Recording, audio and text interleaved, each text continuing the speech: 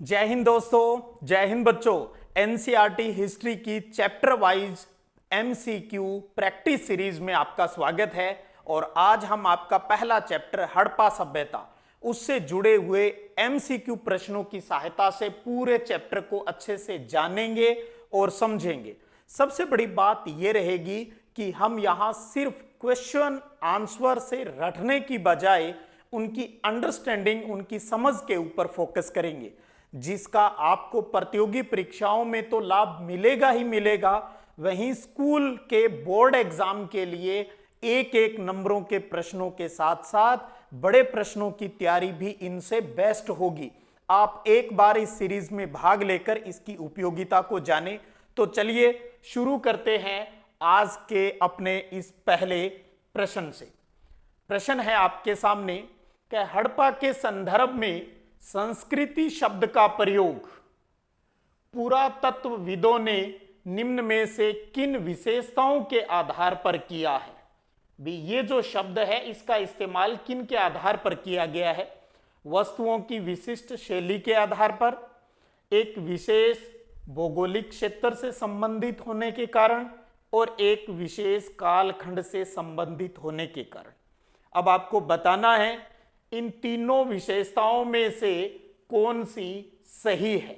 एक सही है और दो सही है, या केवल एक और तीन सही है, दो और तीन सही है, या फिर चौथा ऑप्शन है एक, दो और तीन सही है।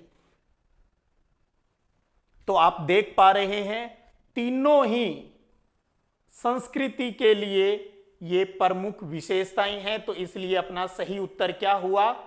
ऑप्शन 4, बिल्कुल 1, 2 और 3। विशिष्ट पुरावस्तुएं जिसमें हमने ईंट, मनके, बाट, मोहरों इनकी बात करते हैं। चलिएगा दूसरा प्रश्न देखिएगा। हड़प्पा के काल निर्धारण के संदर्भ में टाइम का निर्धारण करना है। निम्न में से कौन सी तिथि पर सामान्यतः पुरातत्वविद है वो सहमत है? आपके सामने 4 टाइम पीरियड लिखे गए हैं। इन चारों टाइम पीरियड में से किसके ऊपर ज्यादातर पुरातत्वविद है वो सहमत हैं?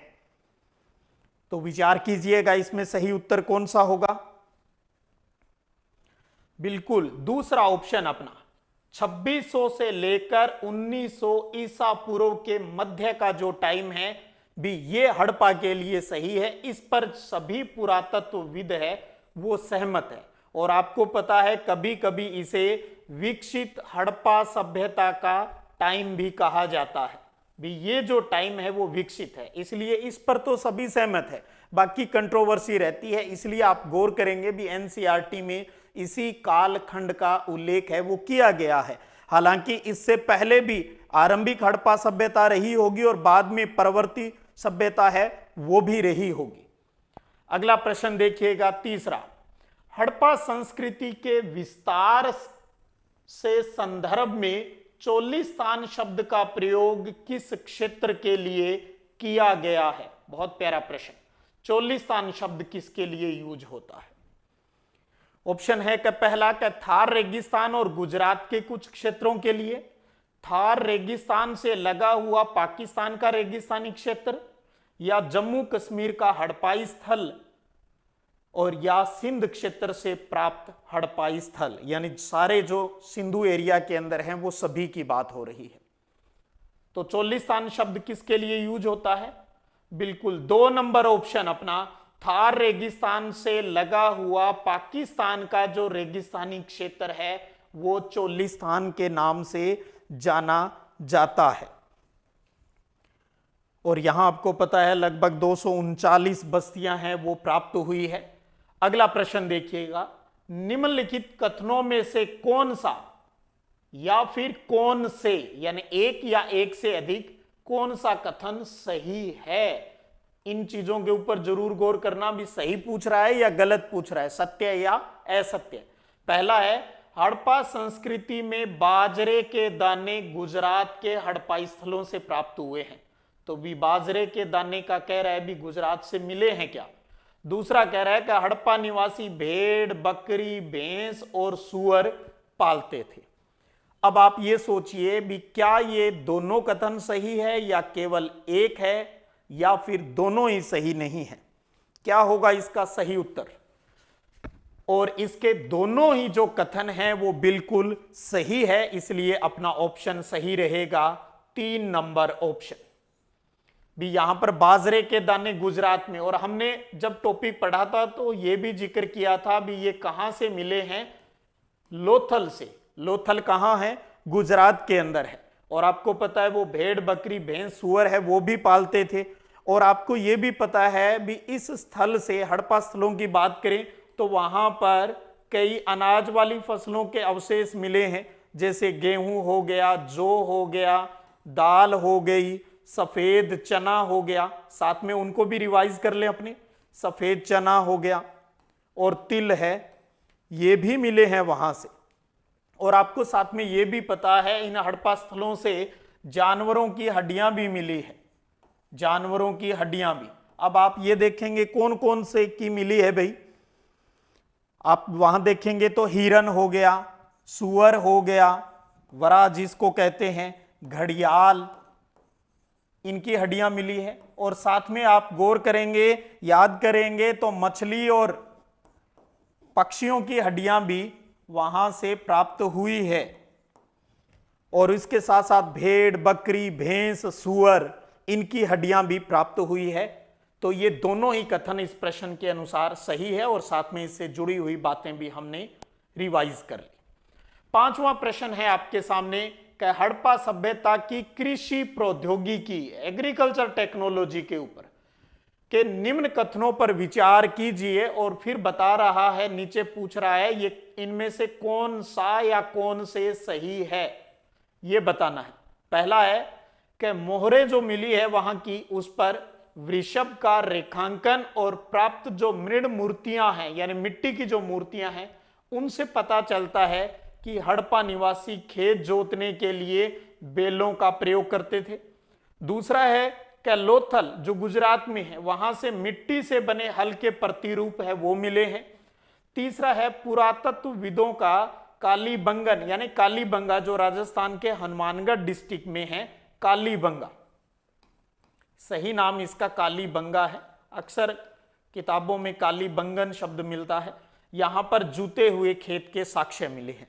अब 3 बातें आपके सामने हैं, थोड़ा सा गौर कीजिए इनमें से कौन सा कथन है वो सही है। क्या तीनों सही हैं या इनमें से कुछ गलत भी है? तो पहले पर अगर हम विचार करें तो वास्तव में ये तो सही है भी। यहां वृषभ पर रेखांकन और मिट्टी की मूर्तियों से ये पता चल रहा है भी खेत जोतने के लिए बैलों का प्रयोग होता है। इस प्रकार के जो चीजें हैं वो वहां से मिली है, तो ये तो सभी इसको लेकर सहमत है। फिर दूसरा आता है कि मिट्टी के बने हल के जो प्रतिरूप है, यहां पर ये कह रहा है भी ये लोथल से मिले हैं, जबकि आप याद कीजिए ये कहां से मिले हैं, ये लोथल से नहीं मिलकर बल्कि ये बनावली और चोलिस्तान वाला जो क्षेत्र है पाकिस्तान के अंदर, थार रेगिस्तान से लगा हुआ जो एरिया है, तो बनावली और चोलिस्तान से मिट्टी से बने हल के जो पैटर्न है वो मिले हैं। इसका मतलब दूसरा जो बात इसके अंदर बताई गई है वो गलत है, और जबकि कालीबंगा से जूते हुए खेत के साक्ष्य मिले हैं ये सही है। तो पहला सही है और तीसरी बात है वो सही है। अब आपको ये देखना है ये 2 सही वाली बात जो है वो किस ऑप्शन में है, तो वो है अपना ऑप्शन संख्या 3, यानी 1 और 3 सही है, दूसरा गलत है। लोथल में नहीं मिले, बनावली और चोलिस्तान में ये मिले हैं। और जुते हुए खेत के जो साक्ष्यों की आपने बात करें अगर कालीबंगा की, तो इस खेत के अंदर यहां जो खेत मिला है, हल रेखाओं के जो 2 समूह हैं वो एक दूसरे के ऊपर समकोण से काटते हुए निशान हैं वो मिले हैं। इससे ये पता चलता है भी यहां पर 2 फसलें हैं वो एक साथ बोई जाती होगी। तो ये इतनी बात इससे क्लियर हो गई। अगला प्रश्न देखिए, सिंपल सा क्वेश्चन, गणेश्वर जोधपुरा संस्कृति किस हड़प्पा स्थल की सूचक है? बहुत प्यारा प्रश्न। गणेश्वर जोधपुरा संस्कृति का संबंध इनमें से किससे है? तो सही उत्तर बिल्कुल, एक नंबर ऑप्शन इसका खेतड़ी। और खेतड़ी कहां है? राजस्थान के झुंझुनू डिस्ट्रिक्ट के अंदर है भाई खेतड़ी। और इसी के लिए गणेश्वर जोधपुरा संस्कृति का इस्तेमाल होता है, क्योंकि हड़प्पा से जो चीजें हमें मिली है उनके अगर मृद भांडों की अगर कंपैरिजन करके देखें तो यहां खेतड़ी में मिले मृद भांड और वहां मिले मृद भांडों के अंदर भिन्नता मिलती है। और एक चीज ये भी, और आपको पता है ये खेतड़ी है वो हड़प्पा वालों को क्या भेजते थे? तांबा, क्योंकि खेतड़ी किसके लिए प्रसिद्ध है? तांबा के लिए प्रसिद्ध है। अच्छे से ध्यान में रखिएगा ये बात। तो इसका मतलब ये हड़प्पा स्थल के लोगों को तांबे का निर्यात है वो करते होंगे, या हड़प्पा वाले यहां से लेके जाते होंगे। तो ये हो गया गणेश्वर जोधपुरा संस्कृति का संबंध खेतड़ी से। अगला प्रश्न है, सूची है, दो चीजें आपके सामने प्रस्तुत की गई है। इसमें एक तरफ है हड़प्पा स्थल और दूसरी तरफ है कच्चा माल। कच्चा माल किसके लिए? शिल्प उत्पादन के लिए वो कच्चा माल प्राप्त करते थे, क्राफ्ट काम के लिए। तो ये बताना है कौन सा स्थल है, वो कहां से कौन सा कच्चा माल प्राप्त करते थे, ये मैचिंग करना है एबेसेड है और इधर 1 2 3 4 के हिसाब से। चलिए बात करते हैं। अब नागेश्वर और बालाकोट की अगर हम बात करें तो ये जो एरिया है ये कहां है? ये समुद्र तटीय इलाका है, समुद्र तट के ऊपर है, समुद्र तट पर है। तो ये कच्चा माल यहां पर कौन सा मिलता है? यहां पर जो कच्चा माल मिला है वो है शंख, यानी ए का संबंध 3 से है। अब ए से संबंध वाले 2 ऑप्शन हो गए, पहला हो गया और चौथा हो गया। साथ में एग्जाम के अंदर क्वेश्चनों को सही करने का, या अगर कहीं कुछ याद और कुछ याद नहीं हो उसका तरीका भी समझ लेते हैं। तो हमें यह याद है भी नागेश्वर बालाकोट से शंख है वो कच्चा माल मिलता था। ठीक है, तो ये 3 ऑप्शन है वो 3 के अंदर है भाई। इसका मतलब पहले, दूसरे और चौथे में से सही उत्तर होगा। दूसरी अगर बात करें शोरतुगई, शोरतुगई कहां है? अफगानिस्तान के अंदर। और यहां से क्या मिला है? यहां से मिला है लाजवर्द मणि, लाजवर्द मणि यहां से मिली है। तो बै का 4 सही है। अब बै का 4 सिर्फ इस पहले वाले में ही है, औरों में है ही नहीं। अगर आपको शोरतुगई का शोर है तो अपने आप ही उत्तर क्या निकल जाएगा? फिर पहला ऑप्शन निकल जाएगा। लेकिन फिर भी हम बात कर लें, लोथल, लोथल से क्या मिला है? कार्निलियन मिला है, कार्निलियन पत्थर है। और वहीं दक्षिणी राजस्थान से सेल खड़ी पत्थर है वो मिला है। तो नागेश्वर बालाकोट से शंख, शोरतुगई लाजवर्द मणि के लिए प्रसिद्ध, लोथल कार्निलियन पत्थर के लिए, और दक्षिणी राजस्थान है वो सेल खड़ी पत्थर के लिए। और मैचिंग करते हैं तो अपना पहला ऑप्शन इसका बिल्कुल सही हो जाता है। और उत्तरी गुजरात में भी आपको पता है ये सेल खड़ी है वो मिलती है। अगला प्रश्न 8वां, क्या निम्न कथनों पर विचार कीजिए, फिर कुछ बातें हैं और इन चीजों पर गौर करेंगे तो बड़े प्रश्नों में आपको बहुत हेल्प हो जाएगी।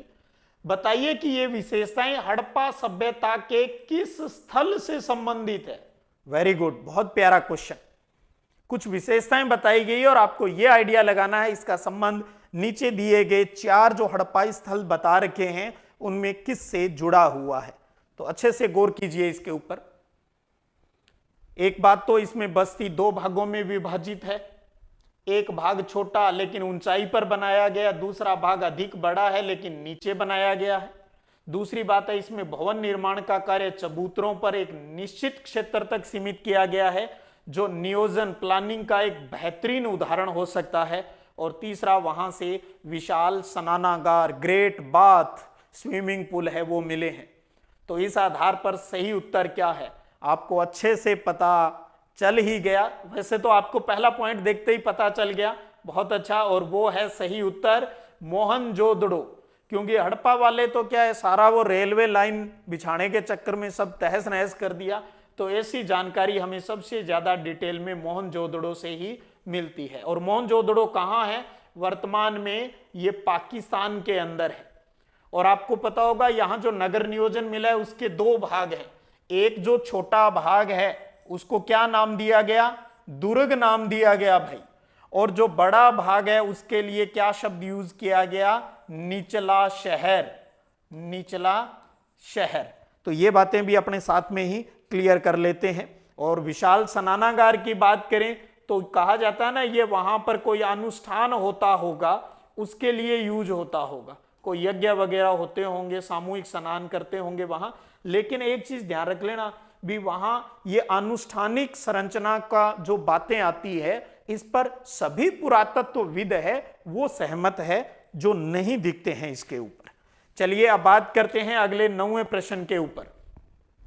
निम्न कथनों में से कौन सा या कौन से कथन सही है? 3 कथन दिए गए हैं, यह बताना इनमें से कौन सा सही है। सभी सही हैं या एक सही है या 2 हैं, जो भी हैं।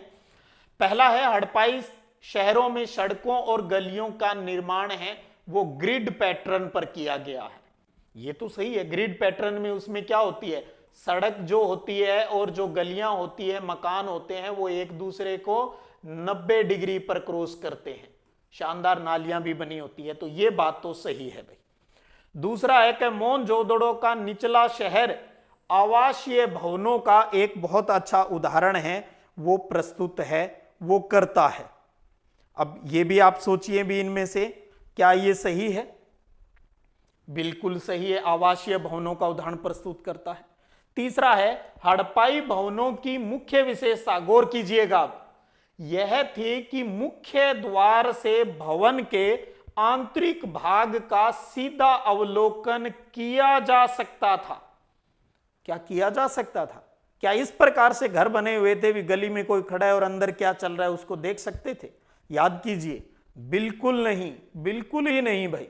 ये तो सिस्टम था ही नहीं वहां पर, क्योंकि वो अपने आप की जो एकांतता है उसके ऊपर बहुत अवेयरनेस थे। ये बात पुरातत्वविद हमें बताते हैं। उनके मकान इस प्रकार से बने हैं भी, बाहर से अंदर क्या चल रहा है वो नहीं पता चलता। तो तीसरा कथन गलत है इसके अंदर। तो 1 और 2 सही है, और वो कौन से ऑप्शन में मिल रहा है अपने को? ऑप्शन 2 के अंदर। बिल्कुल, बहुत अच्छी बात। दूसरा, अगला प्रश्न है 10वां। आपको क्या करना है, सभी प्रश्नों के जवाब देने के बाद में आपको कमेंट बॉक्स के अंदर आपका अपना नाम, एरिया का नाम लिखकर कितने प्रश्न आज आपने बिल्कुल सही किए उनके बारे में बताना है, और क्या सीखने को मिला ये भी जरूर बताइएगा। लास्ट में एक प्रश्न और भी रहेगा आपके लिए। 10वां प्रश्न, हड़प्पा सभ्यता के संदर्भ में निम्नलिखित कथनों में से कौन सा कथन असत्य है भी? यानी नीचे 4 बातें दी गई है और उसमें से गलत बात कौन सी है ये बताना है। पहला ऑप्शन, चलिए चेक करते हैं एक एक को। श्वाधानों में आमतौर पर मृतकों को गर्तों में दफनाया जाता था, गड्ढों में दफनाया जाता था। हाँ, ये बात तो बिल्कुल सही है, हड़प्पा सभ्यता से जुड़ी हुई है। दूसरा है, हड़प्पा स्थलों से मिले श्वाधान सामाजिक विभिन्नताओं की ओर संकेत करते हैं। बिल्कुल, हमने पढ़ा है सामाजिक विभिन्नताओं के अंदर पहला पॉइंट ही हमने यही पढ़ा, श्वाधान का क्या सिस्टम है वो रहा था। अभी अमीर गरीब क्या क्या सिस्टम है, कौन सी चीजें इनके साथ मिली, इनके ऊपर फोकस किया था हमने। उन्हीं से संकेत है वो मिले थे भी, वहां सामाजिक विभिन्नता देखने को मिलती है। 2 बात सही होगी। तीसरा है, श्वाधानों के साथ विभिन्न आभूषणों की प्राप्ति इस बात का संकेत है कि हड़प्पावासी पारलौकिक जीवन पर विश्वास करते थे। पारलौकिक यानी इस जीवन से भी परे अगला जो जीवन मिलेगा उसमें विश्वास करते थे। भैया जब मरे हुए के साथ वो आभूषण और उसकी पसंद की चीज या जरूरी चीजें अगर उसके साथ रख रहे हैं, इसका मतलब तो यही हो गया भी अगला जन्म मिलेगा तो उसमें ये चीजें काम आएगी। इसका मतलब ये बात भी सही है, भी विश्वास करते थे। 3 तो सही है भैया। तो चौथा, हड़प्पावासी मृतकों के साथ अधिकाधिक बहुमूल्य वस्तुएं हैं वो दफनाने में विश्वास करते थे। अब याद कीजिए, क्या वो महंगी वस्तुएं दफनाते थे जैसा कि मिस्र की सभ्यता में अपने को देखने को मिलता है? बिल्कुल नहीं, ये बहुत ही साधारण चीजें हैं वो दफनाते थे। तो गलत कथन कौन सा हुआ? चौथा, और यही अपने इस प्रश्न के अंदर पूछा था, तो इसलिए अपने इस प्रश्न का जो उत्तर होगा वो कौन सा हो जाएगा? 4 नंबर ऑप्शन अपना उत्तर हो जाएगा। अब देखिए यहां एक चीज और भी आपको सीखने को मिली होगी, पहली विशेषता सही है, हमें पता है, दूसरी का पता है, तीसरी का है, अब चौथी में अगर कोई गड़बड़ भी हो तो फिर अपने को, अगर कुछ भी नहीं पता हो तो अपने आप ही भी ठीक है यार, ये ऊपर वाली 3 तो बिल्कुल सही है, इसका उत्तर चौथा ही होगा। चलिएगा अगले प्रश्न पर बात करते हैं। फ्योन्स, बहुत प्यारा टॉपिक। फ्योन्स का संबंध निम्न में से किस से है? 4 बातें आपके सामने लिखी है, इनमें से किस से है? मूर्ति निर्माण से है, बालू या रंग और चिपचिपे पदार्थ से बनाया गया कोई मिश्रण है, या अश्वाधानों की कोई तकनीक है, या मनकों को तराशने की कोई विशिष्ट कला या कोई राजस्थानी कला है? क्या होगा इसका सही उत्तर? तो देखिए अच्छे से, अब आपके बिल्कुल 2 नंबर ऑप्शन इसका, बालू तथा रंग और चिपचिपे पदार्थ से बनाया गया मिश्रण है। जैसे आज जो सोने की वैल्यू है ना, जैसे महंगा होता है और लोग इसको बड़ा अपना समृद्धि का प्रतीक मानते हैं, तो शायद ये फ्योन्स जो कि विशिष्ट तरीके से बनाया जाता था, विशिष्ट विधि थी, महंगा मिलता था, तो इसका मतलब ये हो गया भी ये चीज अमीर लोगों के पास होती होगी, तो उनकी अमीरी का ये एक प्रतीक भी था, जो कि क्योंकि इसका मतलब सीधी सी बात है भी ये सामाजिक विलासता की कोई वस्तु रही होगी उस टाइम, क्योंकि इसको बनाना भी तो कठिन था और ये कीमती भी था, तो सामाजिक विलासिता का प्रतीक है वो रहा है फ्योन्स। तो देखिए सारी चीजें साथ में क्लियर हो रही है, जैसे एक तरीके से पूरा चैप्टर रिवाइज हो रहा है। हड़प्पा सभ्यता में शिल्प उत्पादन के संदर्भ में निम्न कथनों पर विचार कीजिए। लीजिए 3 कथन दिए, विचार करना है, और फिर नीचे कह रहा है कि इन तीनों में से कौन सा या कौन से सही है, एक सही है या एक से ज्यादा सही है। पहला ऑप्शन, कार्निलियन लाल रंग का पत्थर था जिसका प्रयोग मनकों के बनाने में किया जाता था। अब देखिए क्या यह बात सही है भी? कार्निलियन पत्थर था तो बिल्कुल लाल रंग का था एक तो ये, और इसका इस्तेमाल मनकों में होता था, तो ये बात तो सही है भैया। दूसरा है हड़प्पाई स्थल चहुंदड़ों की बात करें तो शिल्प उत्पादन से संबंधित था, बिल्कुल चहुंदड़ों का संबंध है वो शिल्प उत्पादन से रहा है। तीसरा, सेल खड़ी का प्रयोग भी मन के बनाने के लिए किया जाता था। सेल खड़ी दक्षिणी राजस्थान और उत्तरी गुजरात में जो मिलती है, अच्छा इसका प्रयोग भी मनके में बिल्कुल होता था भी, इसका भी तो प्रयोग होता था, हमने पढ़ा है इसके बारे में अच्छे से। तो इसका मतलब तीनों सही है, तो ऑप्शन कौन सा है? तीनों सही है, और उनका उत्तर है 4 नंबर ऑप्शन, 1, 2 और 3। तो इसका मतलब 4 नंबर ऑप्शन है वो इसका बिल्कुल ही सही है।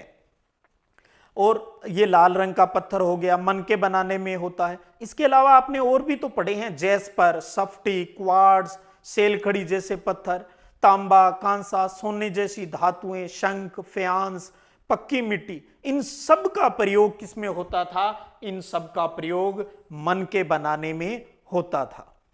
चलिएगा अगले प्रश्न के ऊपर बात करते हैं, और 13वां प्रश्न आपके सामने। निम्न में से कौन सा क्षेत्र शंख से बनी हुई वस्तुओं के निर्माण का प्रमुख केंद्र था नहीं थे, निर्माण के यानी सभी के अंदर, हाँ 2 हैं भी सभी के अंदर, तो जिनका संबंध शंख से बनी हुई वस्तुओं को बनाने में था, देखिएगा इसमें कौन सा उत्तर होगा भी। फिर ऑप्शन पढ़ लें अच्छे से। बिल्कुल जो आप सोचेंगे, नागेश्वर और बालाकोट, नागेश्वर और बालाकोट। क्योंकि एक चीज देखिए, शंख कहां मिलेंगे? शंख मिलते हैं पानी में यानी समुद्री क्षेत्र के अंदर। यहां पर अपने को यह सोचना है भी समुद्र के किनारे कौन सी बस्तियां हैं, तो नागेश्वर और बालाकोट का नाम आता है, और यहां से प्राप्त होता है अपने को शंख। और इससे बनी हुई जो वस्तुएं हैं आपने पढ़ी है अच्छे से, चूड़ियां मिली है शंख से बनी हुई, इसके अलावा करछियां अपने आता है ना सब्जी डालने वाली करछियां, और पच्चीकारी का जो काम है वो देखने को मिला है। ये सारी वस्तुएं हैं, और यहां से शायद ये माल दूसरी बस्तियों तक भी भेजा जाता होगा। तो हो गए भी शंख के लिए बालाकोट और नागेश्वर हो गए। 14वां प्रश्न देखिए, निम्न में से कौन सी वस्तुएं शिल्प उत्पादन केंद्रों की पहचान में सहायक है, जिससे आपको पता चलता है भी वो एरिया शिल्प उत्पादन के लिए फेमस रहा होगा। भी उससे आपके इनमें से किन चीजों के आधार पर बता सकते हैं। और 4 चीजें बता रखी है और फिर पूछ रहा है इसमें सही बताइए भी, क्या चारों यूज होती थी, एक होती थी, 2 होती थी, या किन से आपको आइडिया लगता है भी वहां शिल्प उत्पादन है वो उस एरियाज के अंदर होता था। तो एक तो है प्रस्तर पिंड, बिल्कुल पत्थरों के खंड, अपने उससे आइडिया लग जाता है। पूरे शंख और तांबा का आवश्यक मिलता है, बिल्कुल ये भी सही है। अपूर्ण वस्तुएं जो अब यूजफुल नहीं है या कहें भी कूड़ा करकट, ये भी। तो इसका मतलब ये चारों ही चीजें हैं जिनसे हमें ये पता चलता है भी ये शिल्प उत्पादन केंद्रों की पहचान हम इनसे कर सकते हैं। चाहे आपको कोई औजार मिला, कोई अपूर्ण वस्तुएं या कोई छोड़ दिया गया जो मटेरियल है, उसके आधार पर हड़प्पा और मोहनजोदड़ो को भी ये शिल्प उत्पादन का यहां प्रमुख केंद्र है वो माने जाते हैं। अगला प्रश्न देखिएगा, 15वां प्रश्न, निम्न में से किस स्थल को मेसोपोटामिया के लेखों में मगान कहा गया है? क्या बात है, बताओ भाई। मेसोपोटामिया इराक वाली सभ्यता है जो किसके समकालीन है? अपनी हड़प्पा सभ्यता के समकालीन है, इसलिए इसका जिक्र आता है। एक प्रश्न तो यही हो गया भी मेसोपोटामिया सभ्यता है वो हड़प्पा सभ्यता के समकालीन है, एक ही टाइम की है। तो इस यहां जो लेख मिले हैं उसमें मगान किसके लिए हुआ है? बहरीन या बहरीन द्वीप, दिलमुन, अफगानिस्तान या ओमान, किसके लिए इस शब्द का इस्तेमाल है वो किया गया है, ये आपको बताना है। तो आपको एक चीज तो है, बहरीन या जो बहरीन द्वीप है ये तो इसी का ही नाम है, दिलमुन का ही, और ये यूज हुआ है। अफगानिस्तान तो एक देश है, शोरतू घई का एक ही जिक्र आता है यहां पर, तो और तो हमने कुछ इसके बारे में पढ़ा ही नहीं। तो ये किसके लिए यूज होता है? ओमान के लिए, ओमान। तो मेसोपोटामिया के लेखों में मगान है वो किसके लिए यूज हुआ है? वो हुआ है ओमान के लिए। और आपको याद आ रहा होगा यहां तांबे के साक्ष्य मिले हैं भी, यहां तांबे के आगमन के साक्ष्य है वो देखने को मिलते हैं। और सबसे बड़ी बात है जो ओमान का जो तांबा है और हड़प्पाई जो चीजें मिली है, तांबा मिला है, उनसे इन तांबों से बनी हुई जो चीजें मिली है, इन दोनों ही क्षेत्रों के अंदर निकिल के अंश है वो भी मिले हैं, याद आ रहा होगा। और इसके अलावा ओमान से एक हड़प्पाई मर्तबान भी मिला है जिसके ऊपर काली मिट्टी की मोटी परत चढ़ाई हुई थी, याद आ रहा होगा वो डायग्राम भी अब आपके। तो मगान किसके लिए? ओमान के लिए। चलिएगा 16वां प्रश्न, फिर मेसोपोटामिया से जुड़ा हुआ से प्राप्त लेखों के संदर्भ में निम्न कथनों पर विचार कीजिए। लीजिए करते हैं विचार, और फिर नीचे ये भी देख लें क्या पूछ रहा है, सही पूछ रहा है। इस पर भी ऐसे प्रश्नों की जब बात आती है तो कथन का पहली लाइन पढ़िए और फिर सबसे नीचे आ जाओ भी गलत पूछ रहा है या सही पूछ रहा है। सही पूछ रहा है, चारों पर गौर करें। मेसोपोटामिया के लेखों से दिलमुन, मगान और मेलुआ के आपसी संपर्कों की जानकारी मिलती है। दिलमुन यानी बहरीन द्वीप हो गया, मगान हमने अभी पढ़ा ओमान वाला हो गया, मेलुआ वहां किसके लिए यूज होता था? हड़प्पा के लिए यूज होता था। बिल्कुल इनसे जानकारी मिलती है, तो ये बात तो सही है भैया। दूसरा है ये मेलुआ से प्राप्त कार्निलियन पत्थर, लाजवर्द मणि, तांबा, सोना और विभिन्न प्रकार की लकड़ियों के विषय में जानकारी देता है। बिल्कुल ये भी सही है। तीसरा है मोर को यहां हाजा पक्षी नाम से वर्णित किया गया है, भी उनकी जो लाइन है उसके अंदर आपको याद आ रहा होगा। तो हमारे पुरातत्वविदों ने कहा है भी उन्होंने ये शब्द मोर के लिए यूज किया था। वहां एक मिथक चलता है भी तुम्हारा पक्षी हाजा पक्षी हो और उसकी आवाज राजप्रसाद में सुनाई दे, तो ये बात भी सही है। चौथे की बात करें, मिस्र को नाविकों का देश कहा गया है। ये सही है, नाविकों का देश किसे कहा गया है भाई? मिस्र? ना ना ना ना ना ना, मिस्र को नाविकों का देश नहीं कहा गया है, बल्कि किसे कहा गया है? मेलुहा को नाविकों का देश कहा है, मेसोपोटामिया के लेख जो मिले हैं वहां पर। और मेलुहा किसके लिए यूज होता है हमें अच्छे से पता है, और वो है हड़प्पा स्थल के लिए, हड़प्पा के लिए। तो इसका मतलब चौथा गड़बड़ कर गया यहां पर।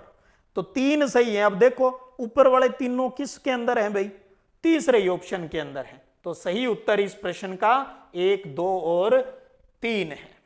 हमारा मुख्य उद्देश्य इस सीरीज के अंदर आपका कंसेप्ट क्लियर करना है, और सिर्फ 1-1 नंबर वाले ही क्यों, हमारे ज्यादा नंबरों वाले प्रश्न भी तो एग्जाम में बोर्ड में सही होने चाहिए। एक एक चीज का पोस्टमार्टम याद थोड़ी करेंगे हम, तो बात करेंगे इनसे, अपने आप ही याद हो जाएगी।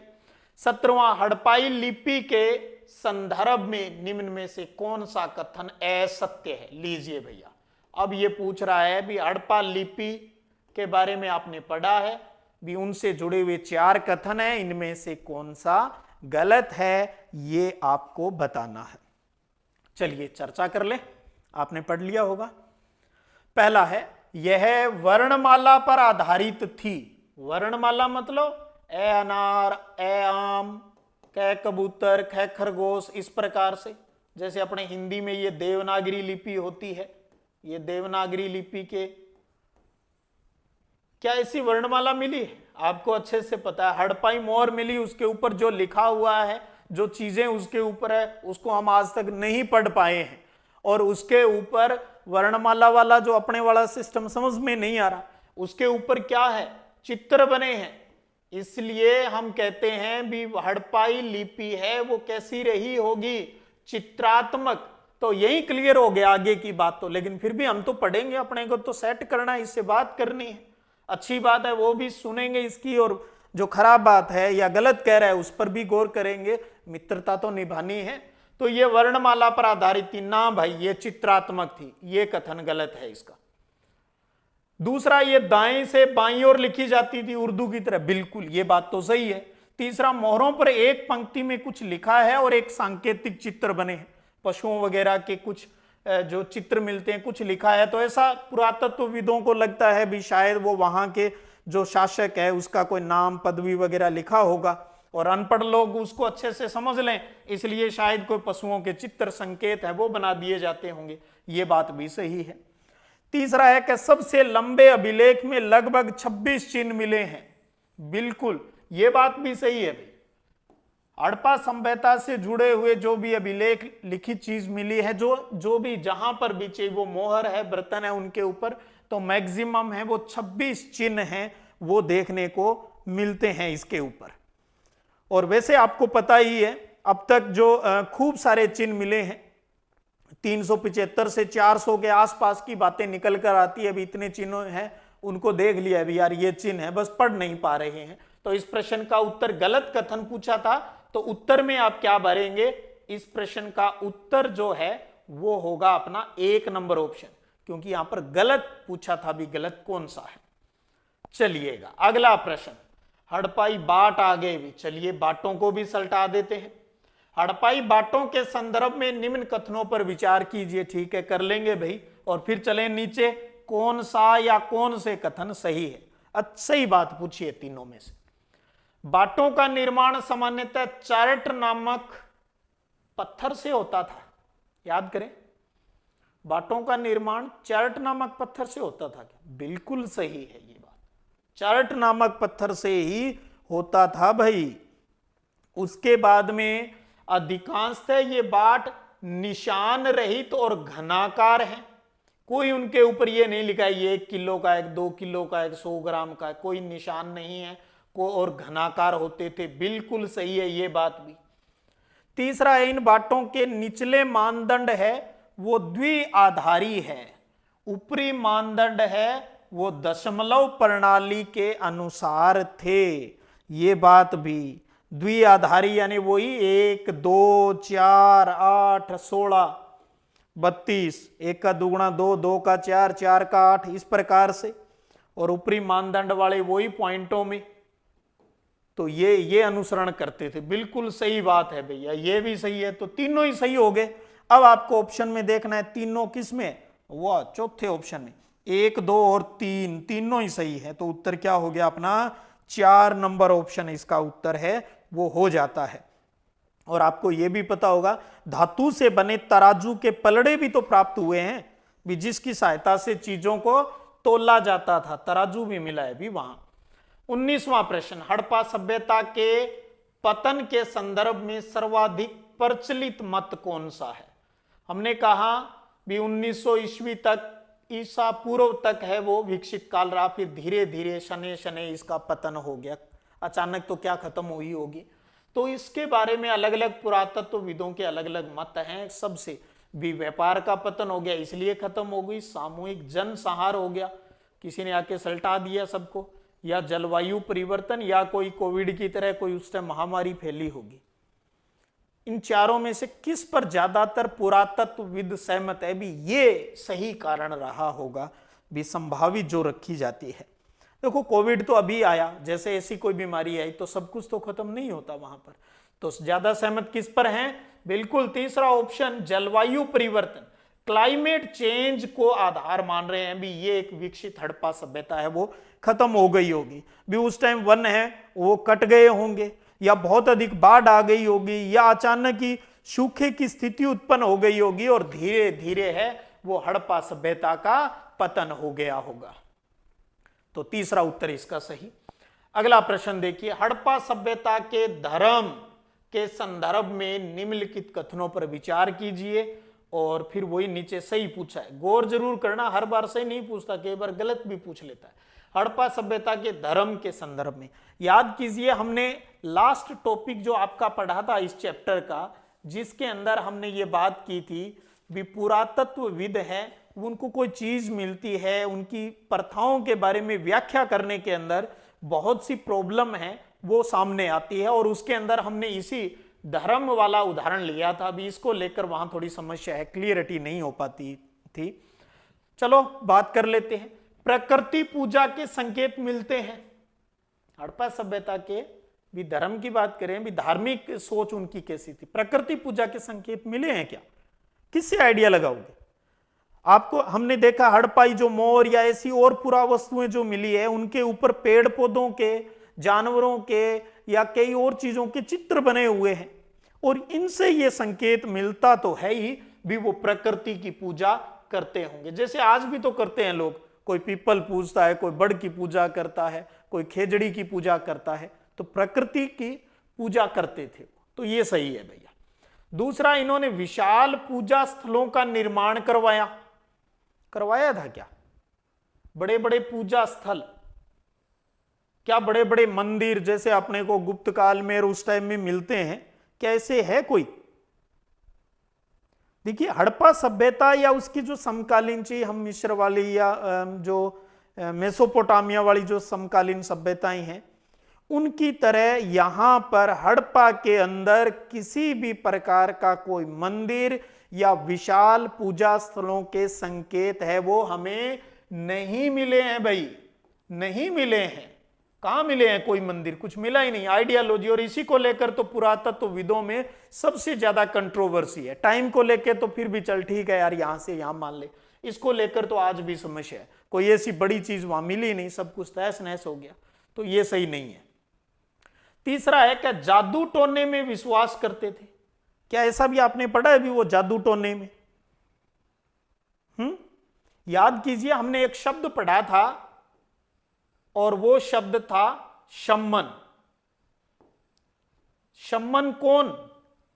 शम्मन वो पुरुष और महिलाएं होते थे जो जादुई और इलाज के लिए, शक्ति के लिए वो दूसरी दुनिया से के कोई संपर्क करके हैं वो इलाज करते थे।